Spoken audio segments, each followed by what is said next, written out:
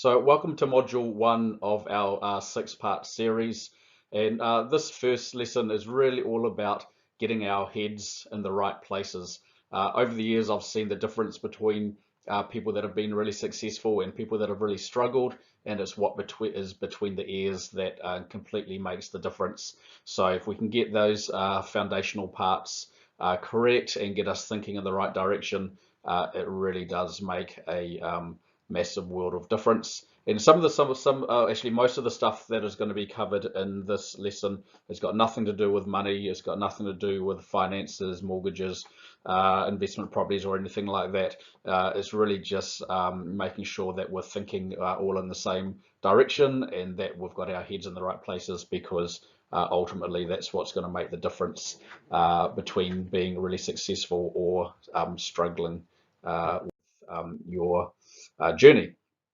So the objectives of this module are to get a better understanding of successful people. And generally, I think most people a lot of people that I work with, and I think a lot of people that are going to be on this course have got a reasonable level of success already, because they're all homeowners and they are all looking to move on to the next step. So that is a great foundation already. That people that have come onto this course are keen enough to want to find out more. So that is certainly a good start. But we can look at what other more successful people do and how they think, and what helps them to get their results. And number two, to understand more about yourself and what might be holding you back, because everyone has got the parts about them, or the limiting beliefs about themselves, which hold them back, which if we can clear that, or you can understand that better, you certainly will go forward a lot more quicker. After that, we're going to look at understanding some of the key principles of success.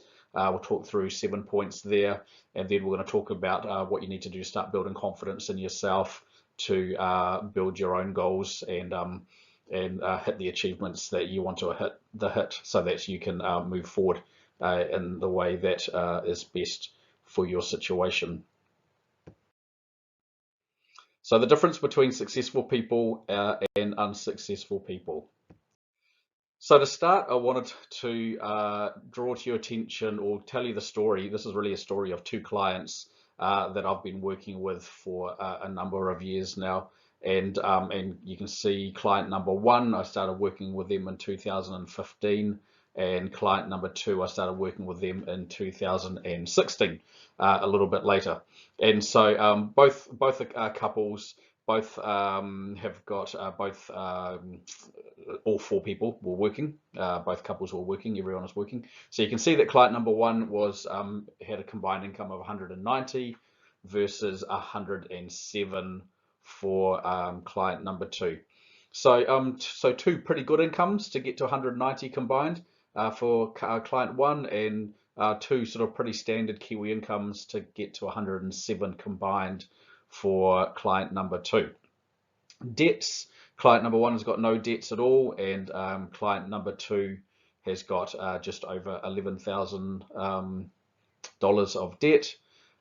Property value. So this for client number one, this was the price of their or the value of their property at that time in 2015. That's actually what they paid for their house, 585. So that's where they started. And you can see that client number two's property was a little bit more modest than that, and that was at 330. Neither have got dependents. Client number one did have a bigger mortgage to start with. That was an 80% mortgage at 460,000, and client number two did have a smaller mortgage, but still in proportion to the value of their house, not too dissimilar. So you can see that client number one is definitely on paper a stronger client than client number two. But if you drop down, you can see that in 2020, client number one still only had one house, which was the house that they lived in. That was the first house that they ever bought, and they had $668,000 of equity in that one house. So that house had gone up in value quite a lot, and this couple were actually pretty good. at paying their mortgage down quite fast, and so they had created equity quite quickly. And at the moment they're not freehold, but they're actually not. They're sort of well on their way to being freehold, so they've done quite well in terms of paying their mortgage down. Client number two, however, you can see has got 970,000, so nearly $1 million worth of equity in 2020, and this is across 4 houses, right? So they've got their own house that they live in, and they have got 3 other houses which are investment properties. So you can see that quite different stories there, and really client number two has got nearly 50% more equity than client number one, and it really shouldn't be the case. Client number one should be streets ahead. And when I actually sat down with client number one only a number of months ago, I basically showed them that they're probably around about 250,000 or around 300,000 worse off as a result of them not using the equity that they have created to go and start buying investment properties. And they're quite shocked by that, but they can also understand that that's the case, that they've had all this money sitting on the table and they've left it sitting on the table instead of doing something about it. So the story really between the difference of these two couples is it was completely in 100% mindset, and it was around about what they valued in the courage to take some action. So the interesting thing about client number one is that I had been really proud of this couple, because I met with them in 2016, about a year after they had bought their house, and they had done really well with their fast track mortgage plan. They've been paying down their mortgage really well, and at that time I entered a competition. It was a nationwide competition that mortgage brokers are allowed to enter, and it was about showing off our skills as mortgage brokers and showing what we're able to achieve with clients. And this client number one was actually my case study for this competition that I entered. So I entered this competition. I showed the judges, there was a panel of 5 judges. I showed, this is what I did with this client. This is how much equity I was able to help them create in year one. And I was able to show to the judges, and look at this, here is their pre-approval that I have got them after only 12 or 13 months. This is their pre-approval to go and buy their very first investment property only 1 year after buying their house. And the judges were amazed, and they thought, wow, what a difference you have made to this couple's life. Not only have you showed them how to pay their mortgage down much faster than normal, they are now also in a position to buy their first investment property. And that was back in 2016, and I'm still waiting for them to buy their first investment property. So so you can see how that's been a real lost opportunity for them. By the way, I won the award, by the way, for across all of New Zealand. Thought I'd better throw that in there. And I see this couple regularly, and I still have this conversation about, come on, let's do something. Okay, so they're just not really in a place there, but they're missing out. But client number two, you can see in contrast, well on their way to having a really comfortable retirement, because they're still 15 or 20 years away from retirement, and they're already at equity position of nearly $1 million. So I'd expect them to get up to a few $1 million worth of freehold asset by the time they get to retirement age, which will be pretty significant for them, and that would give them a pretty comfortable retirement. So what's the difference between those who succeed and those that don't? This is a big one. I think it's the fear of losing outweighs the excitement of winning. Okay. Now the problem with this is that if you let the fear of losing dominate and you don't focus on the excitement of winning, then you don't actually do anything. And if you don't do anything, nothing ever happens. So successful people are prepared to take action, and the reason that successful people take action is because they focus on what they want. okay, rather than the fear of what they're trying to avoid. So this is something that I'm keen for everybody that comes through this course to adjust their mindset around if they haven't already. And this is why it's important to do goal setting, but it's also really important to focus on what you want, because that will help you get excited about that and less about focusing on what could potentially go wrong. Okay, successful people are persistent, of course, and determined. And successful people understand why they take action and for what purpose. And so if I go back to the two different clients that we're talking about in the previous slide, I can tell you that the couple that went on to buy their first house and then 3 more houses, they did have goals in mind. They knew what they wanted to achieve.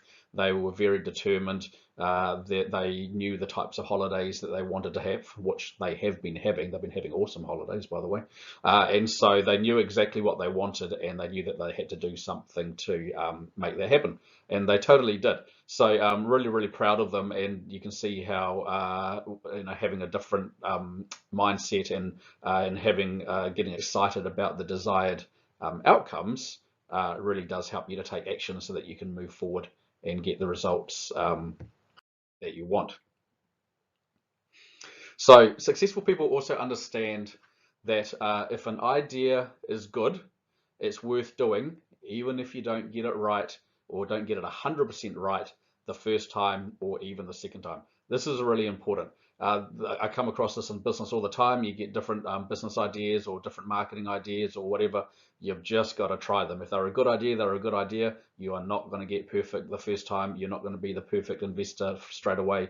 But you know what? You're going to keep getting better, and you're going to keep learning, and you're not going to let yourself get paralysis by analysis. You're going to take a good idea and you're going to do your best with the knowledge that you've got now, and then you're going to keep building your knowledge and keep going forward and doing it better from that point onwards. All right.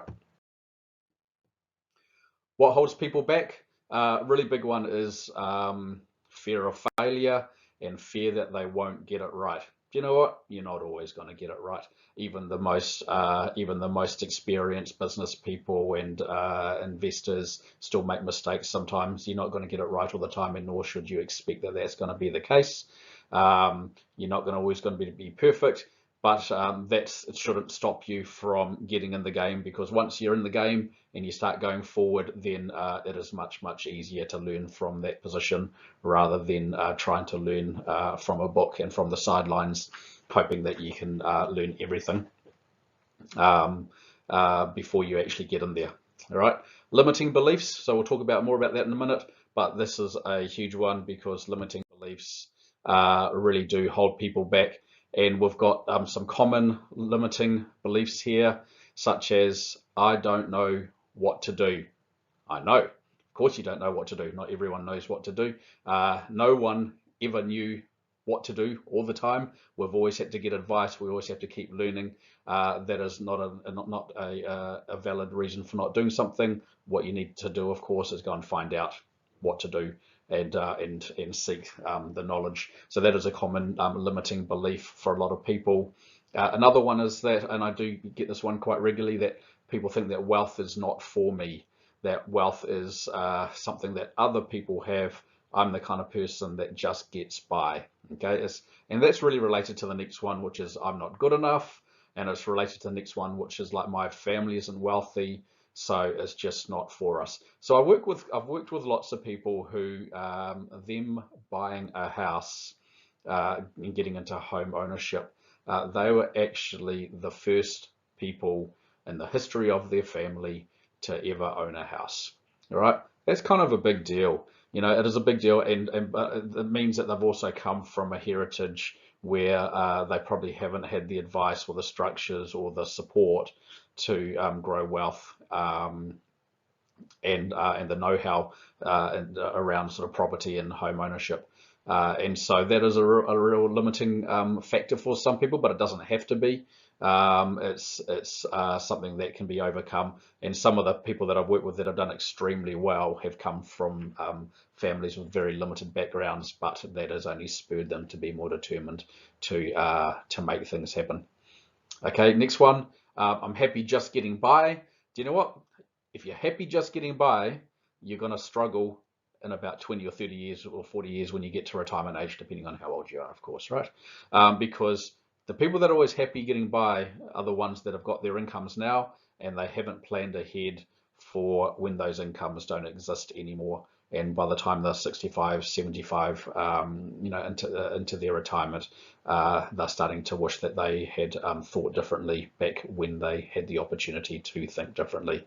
And so, and that's kind of a bit of a self-defeating and shooting yourself in the foot sort of type attitude, and certainly not one that I'd want to encourage. Another one, being wealthy means being greedy. I can assure you that's not the case. I mean, it depends on the individual, of course, but just because you're wealthy does not mean you're being greedy. What it means, in my opinion, is that you're making the most of your situation. And that's what I love doing, is I love helping people make the most of their situation, because why wouldn't you, right? Why would you limit yourself? Why wouldn't you make the most of your situation? This is about you being all that you can be, and being successful and achieving. And because if you're not making the most of your situation, you are leaving money on the table. And even if you don't want that money for yourself, well, you've got the option of giving it away to people that do need it more than you.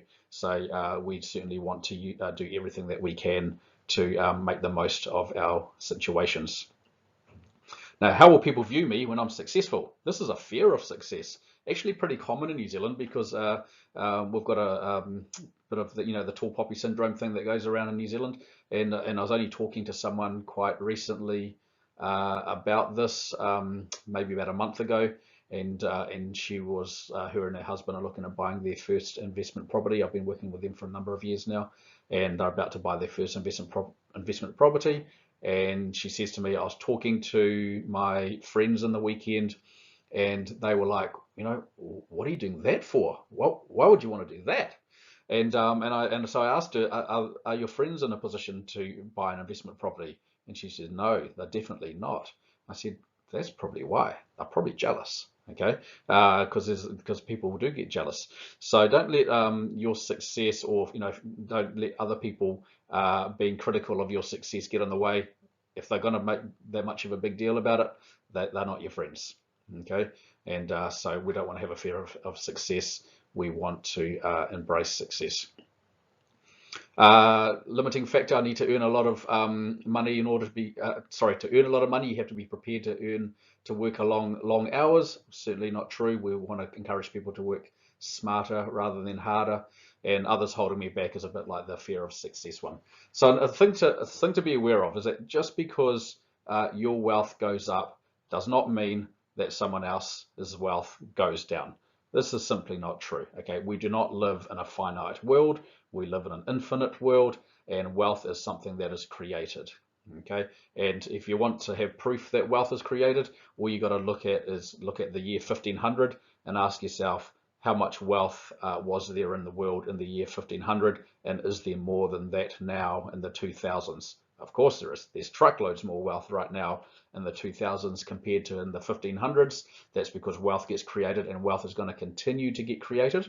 And there is plenty for you, me, your neighbors, and everyone else if we all learn how to play the game right, because we can all create wealth together.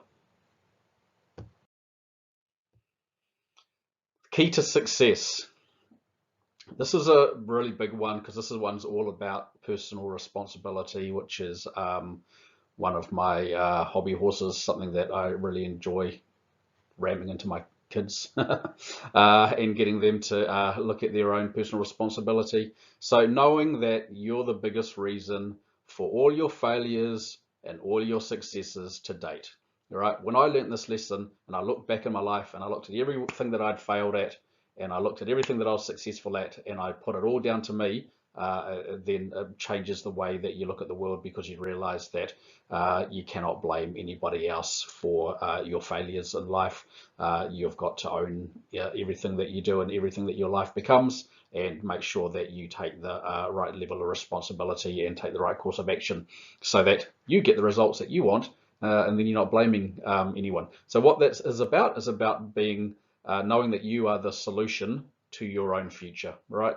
You're the biggest solution to your future success, and you need to own that. I need to own that. We all need to own that, and no one else is responsible for our success. Now, your past does not equal your future, so you can release yourself from your past. If you don't like your past, and if you think your past is, if you look back and it brings you down, and you sort of feel like a failure maybe, or you feel like you haven't been as successful as you want, let it go. All right, let it go, because we're going to focus on your future, and whatever happened in the past is not who you are. It doesn't define you. That's just something that happened, and you can choose who you want to be, and you can choose how successful you want to be going forward. Okay, so knowing that if you want the outcome, you're the only one that's going to make it happen. Okay, so one of the things about Kiwis is that Kiwis like to defer praise to others, because Kiwis aren't that great at taking compliments. I'm married to an American. Trust me, they know how to take compliments. They know how to give compliments as well, right? But Kiwis, not that great at taking praise. And then they also like to, pass on blame and avoid responsibility sometimes as well. So this is something that that we need to mature past. We need to be able to take credit where it's due, and we also need to be able to take blame and responsibility when it's there as well, so that we take full responsibility for everything that we are and everything that we develop into. But I need help. Agreed. That's why you're here. Okay, so this is what coaches are for. Okay, because you want to do as well as you can. You want to be successful. You want to look after your family or look after yourself in retirement, but also be able to look after your family. You want to really grow your position and do as well as possible. And this is where coaches are the way to go, because it is so much harder for each of us to try and reinvent the wheel and work it out for ourselves. It just takes too much time. Okay, and so our lives aren't long enough for us to work everything out by ourselves. Forget about that. Start learning from others that have been there before you. So Kiwis have got this number 8 wire thing that we'll work it out for ourselves. You haven't got enough lifetime to work this stuff out. You need to actually get help. Okay, and this is where you can learn from other people's successes, and shortcut the path for your own success. And this means traveling in a pack. Okay, this is a lesson that I learned only about 3 or 4 years ago, because I was a bit more of a lone ranger and a bit more of a lone wolf. And do you know what? I found out it is just way harder to do it that way. It is way easier to work with people, to travel in a pack, to have support, and to learn from others. And so now, in my current business life, I actually work with 4 coaches now. So I work with 4 different coaches that help me with different aspects of my business life, and I can tell you that the results are so much faster. My personal development and business development has streaked ahead as a result of working with coaches and taking that learning. And I encourage this of everybody, not just to do with wealth creation, but with anything. I love to play tennis, and do you know what? When I get back out there this summer for tennis, I'm hiring a coach, and I'm going to start working with a tennis coach to really lift my game, because I know that'll lift my game a whole lot faster than me trying to figure it out myself and watching YouTube videos of Roger Federer. Right, so let's move on to 7 key principles. Number 1, foster high quality relationships. Interesting one, right? Foster high quality relationships. Have a think about the people that are in your life. Have a think about the people that surround you, the people that you hang out with in your weekends. Are they people that are helping you and building you up? Okay, because who you spend time with decides who you become. Okay, so there's that saying, show me who you hang out with and I'll tell you what you believe. Okay, because the people that you hang out with, you're going to end up believing the same stuff that they believe. Okay, now if the people that you're hanging out with are believing stuff that you don't like, you need to move on out of there. Okay, because they're going to end up bringing you down, because if there's a bunch of them thinking a certain way and you're thinking another way, it's a matter of time before you're thinking the same as them. Okay, so this is like, would you let your kids hang out with drug dealers? Of course you wouldn't. Okay, because you choose your children's company carefully, and you should also choose your own company carefully, because that will determine, that'll be a very big determining factor of who you will become and what kind of person you will become. So choose who you want to be. Okay, so because your company will determine that. So go out of your way to choose good company. So this is a study that I found, and it is an American study, but New Zealand and I think most countries would be exactly the same. They're basically saying that studies show that over a 10-year period, your income will be within 10% of the average of your 10 closest friends. Okay, I mean, firstly, I don't think I've got 10 closest friends, but anyway, you get the idea. So choose your friends carefully, because if your friends are all broke, you're going to end up being broke. All right. So you gotta think about who you want to be like, who has got good habits, who is going to teach you something, and your friends, should ideally be people that you want to be like, because they're going to keep lifting you up. Now, we need to, of course, give consideration to the fact that we've got family, and family aren't always going to be uplifting to us, and we can't get away from family because family's family, and I get that. Okay, but friendships. There's a fine line between loyalty but also self-destruction. So there's certainly been people in my life in the past that I've decided these people aren't healthy for me, and I've decided to move on from those relationships, and that's something that I still recommend that people do if certain relationships or friendships are bringing people down.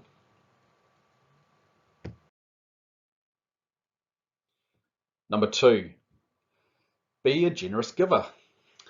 Took me a long time to learn this lesson as well, but one of the things now that I've tried, I don't actually have to try too hard anymore. Actually, I really enjoy it. I really enjoy being a generous and a cheerful giver. And what I've found through being a generous and cheerful giver is that my character changed. Okay, and when you become a generous and cheerful giver, or maybe you are one already, your character will change as well, and your character actually changes for the better. It's a state of mind, it's a state of being, and you do end up becoming a more attractive person. And the great thing about being a more attractive person is that more opportunities come your direction, because attractive people attract opportunities, and they attract other people. And this is one of the really positive spin-offs of being a generous giver.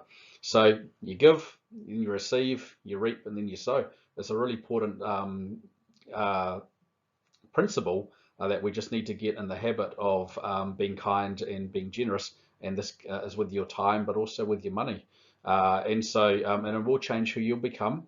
If you want to have kind and generous children, then you need to be a kind and generous parent.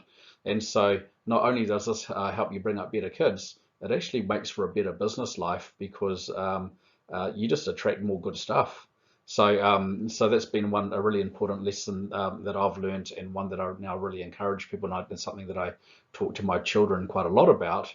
Is, hey, you've earned this money. How much of it are you going to give away?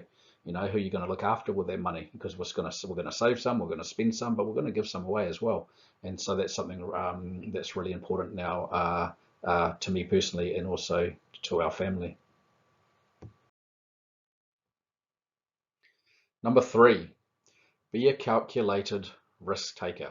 Now, this is different from being reckless, okay? And I'm not advocating that people be reckless, because that's just silly, okay?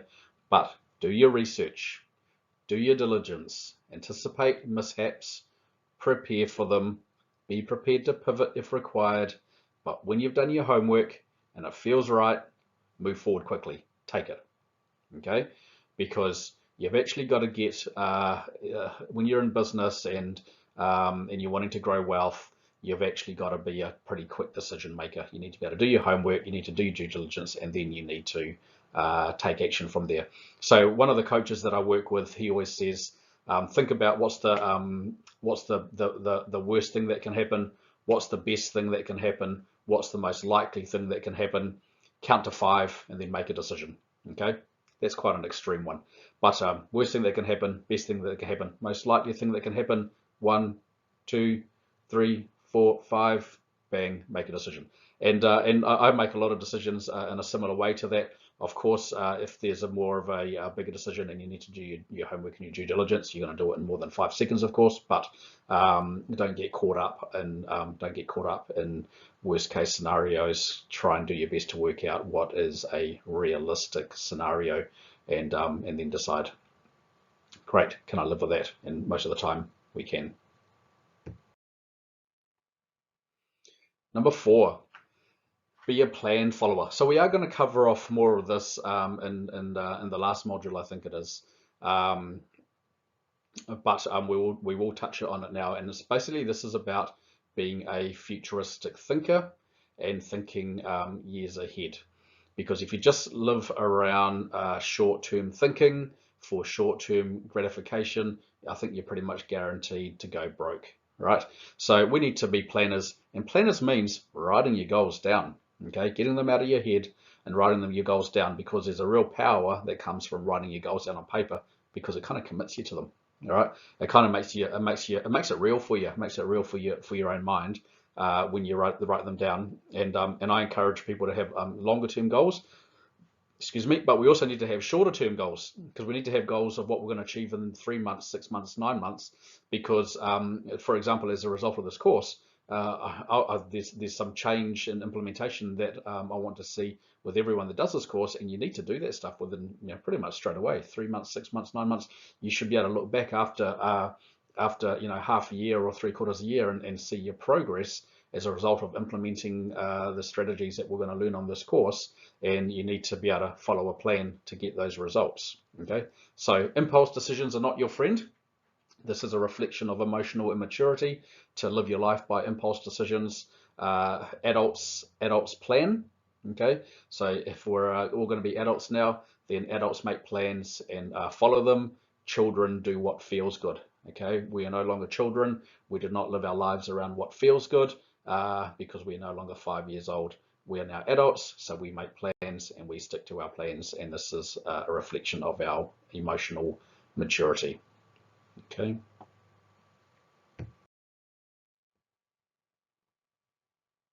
Number 5, be an investor.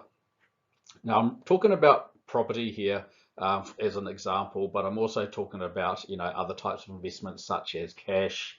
It could be mutual funds, it could be shares, and I'm also talking about investing in yourself and investing in your own knowledge. So this is starting small, finishing big, but definitely starting. Okay, and we need to choose the right seed to plant, because if we plant a tomato seed, we're going to get a tomato plant, right? And if we plant an acorn, we're going to get an oak tree. And if you plant stupid, you're going to get stupid. Okay, and if you plant smart, you're going to get smart. All right, so have a think about what do you want to invest in, because where you put your energies and your efforts will determine what you get. Okay, so you make your choices, you decide what's going to be your investment, and then you allocate a portion of your time, your income, your knowledge to growing that investment, so that it continues to grow over time. Okay, so we need to be investors, and that's the key to growing everything, including wealth, over our lifetimes. Right, number 6, be a saver. So another study out of the US said that 74% of the reason that people retired with in a position of wealth and with dignity is because they were regular savers. Okay, like you can't get away from this one. Like everyone just needs to get in the habit of being a regular saver. In order to be a regular saver, you need to live on less than what you earn.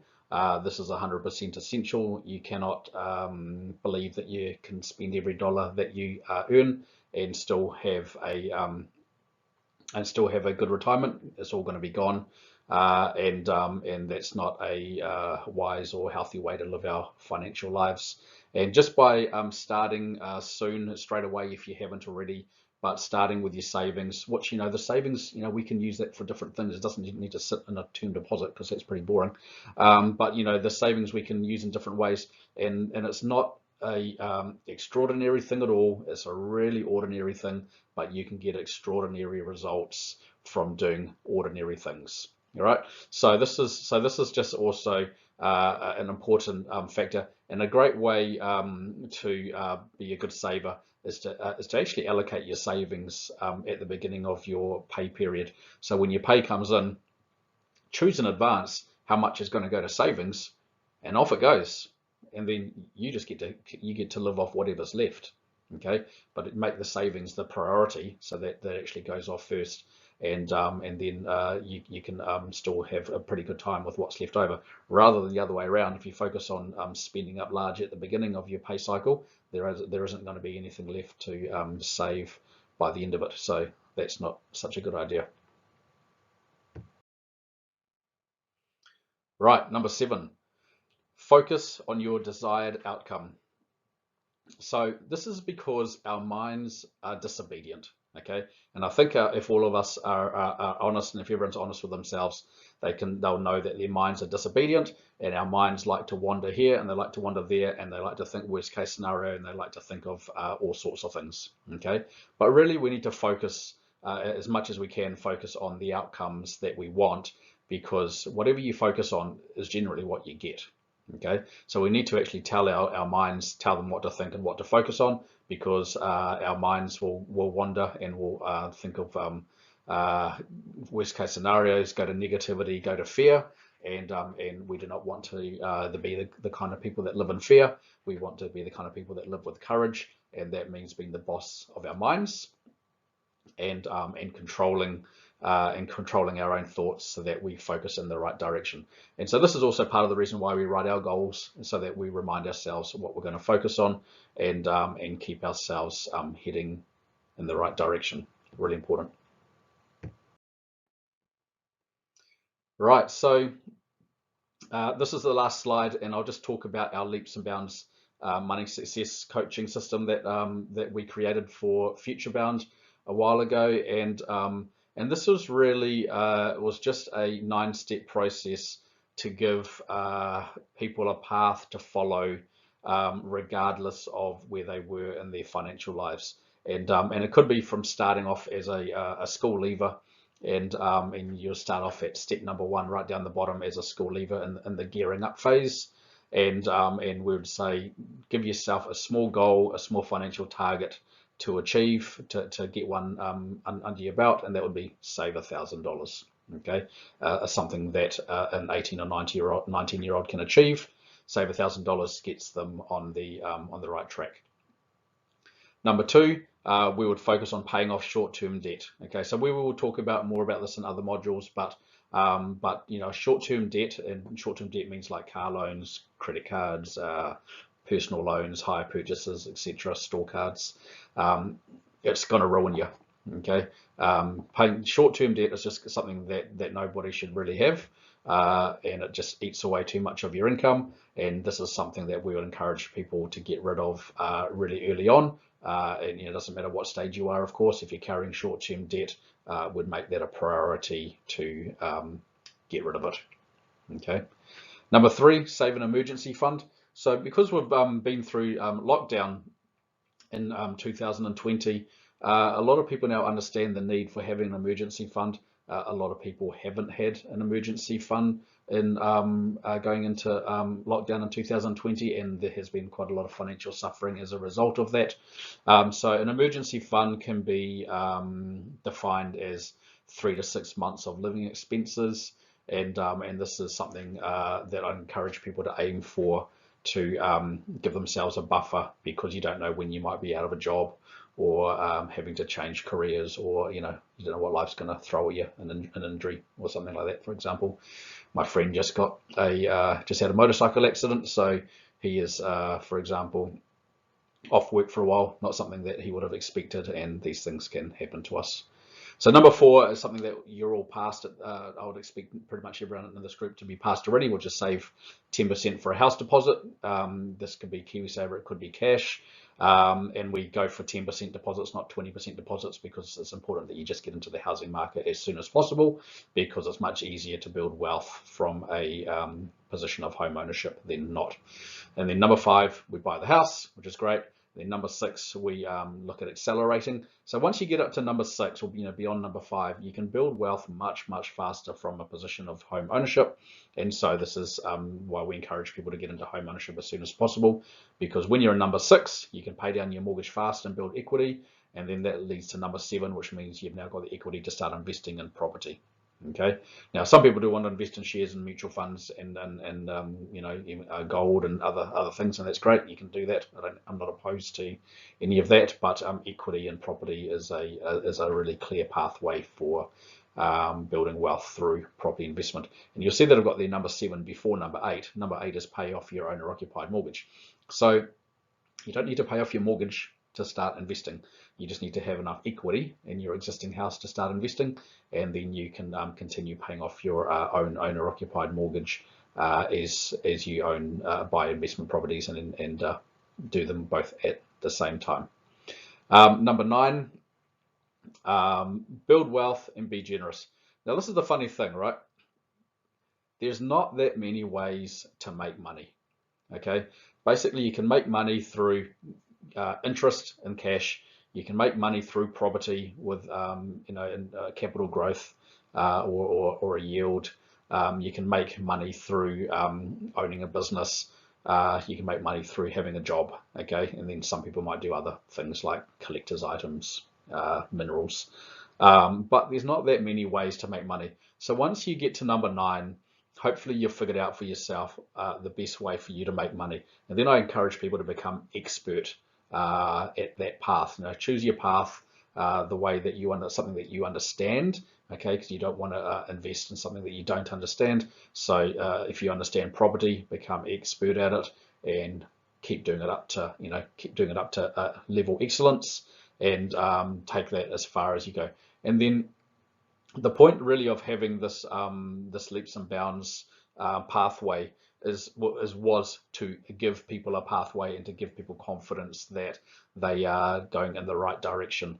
And so this is something that I now coach to people one-on-one, but I encourage people to have a pathway to follow, and this is a simple pathway that anybody can use, and as you go up each step in the ladder there, you can see that you're making good choices, you're being successful, and confidence grows from taking small steps of success.